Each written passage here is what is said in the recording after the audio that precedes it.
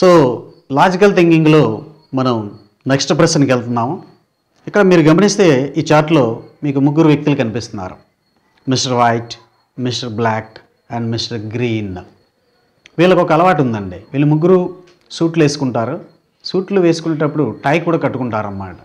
అయితే వీళ్ళ పేరుకు తగ్గ టైని మాత్రం వీళ్ళు కట్టుకోరన్నమాట. ఫర్ ఎగ్జాంపుల్ మిస్టర్ గ్రీన్ ఉన్నాడంటే గ్రీన్ టై వేసుకోడు అనమాట.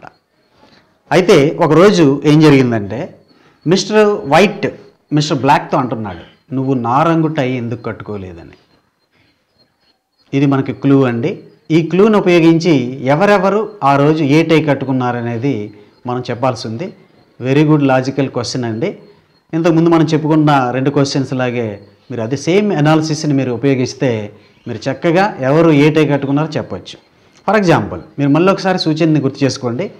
మిస్టర్ వైట్ తను ఏమన్నాడు మిస్టర్ బ్లాక్తో, నువ్వు నా రంగు టై ఎందుకు కట్టుకోలేదు అన్నాడు. అన్నప్పుడు దాని అర్థం ఏంటంటే వాడు వైట్ వేసుకోలేదు. మిస్టర్ బ్లాక్ ఎలాగో తన పేరు బ్లాక్ కాబట్టి బ్లాక్ టై ఎలాగో కట్టుకోడు. అప్పుడు వాడు ఏం కట్టుకుంటాడు? ఎస్, మీరు చెప్పింది రైటే, వాడు గ్రీన్ టై వేసుకుంటాడన్నమాట. సో ఎప్పుడైతే మిస్టర్ బ్లాక్ గ్రీన్ టై వేసుకున్నాడో ఇక మిగిలిపోయినాయి మనకు 2, మిస్టర్ వైట్ ఒకటి, నెక్స్ట్ అలాగే బ్లాక్ ఒకటి. సో గ్రీన్ అయిపోయింది కాబట్టి తర్వాత గ్రీన్ వైట్ ఏమో ఎలాగో వైట్ కట్టుకోడు కాబట్టి తను బ్లాక్ కట్టుకుంటాడు. అప్పుడు గ్రీన్ ఏం కట్టుకుంటాడు? Yes, you are right, black కట్టుకుంటాడు. సో ఈ రకంగా ఇలాగా మనం లాజికల్గా మనం చక్కగా ఆలోచిస్తే మనం ఇలాంటి సమస్యలన్నింటినీ కూడా బ్రహ్మాండంగా చేయొచ్చు. మీరు జియోమెట్రీ అంటే విపరీతంగా భయపడుతూ ఉంటారు.